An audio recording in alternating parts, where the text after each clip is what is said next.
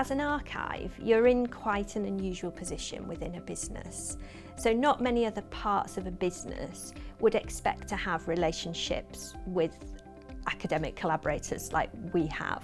I mean, even if we weren't doing a project like this, we still have relationships with academics who come here and do research. And that is very much a two-way process, even if it's informal. So when academics come here and do research, we often ask them if we can have a copy of their finished item, be it an article or a book.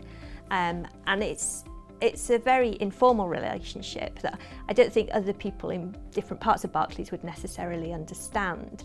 So when you then start using your relationships with academics and the academics start using their relationship with you to get access to internal stakeholders, I think you do need to be slightly aware that the relationship you're then creating is something that you may end up being responsible for. We also benefit from a long-standing relationship, because if you are recruiting a consultant, every time you get a new consultant, you have to start from scratch.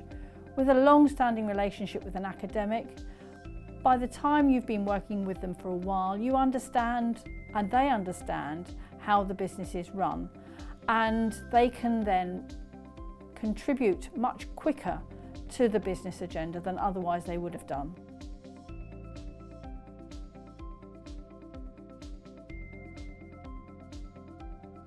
Internally, everything is very lastminute.com, which gets quite frustrating if we don't have the thing available for us. Luckily, on the external side, students, academics, they tend to be more relaxed. I think they're more aware that archives tend to have lead times for, say, getting records back from an offsite storage place, or that there is just me and you have to fit in amongst everything else I'm doing. So they're calmer and sort of okay with fitting in with our expectations. And similarly, because we know that we have pressures, we're fine with, say, the academics having, oh well, my exam's in 2 weeks, I can't come in until after that, or this is the date that I need to hand it in, so everything needs to be done by, say, 2 weeks in advance. So we've had an okay experience with both us and them being okay with the others' deadlines and timelines. We've looked at the different formats to deliver the snippets of information. Our Google communities, our house magazine, things like that.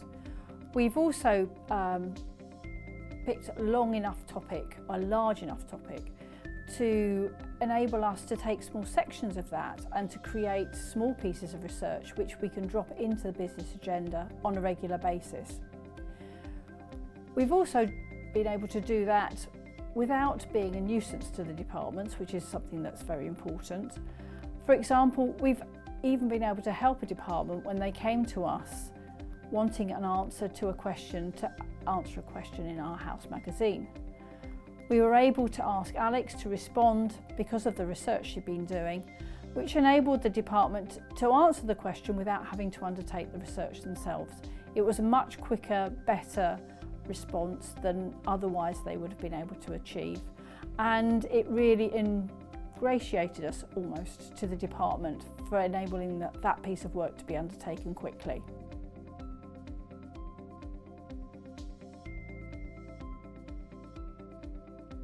There will also always be occasions when the project doesn't go according to plan. We've just got to be realistic about this. You've just got to go with it. It's only one part of the work streams that we're running at the Heritage Centre, so we can adjust our workload accordingly. And if the particular project isn't working, we've arranged milestones during the course of the project where we could use them as maybe stepping off points.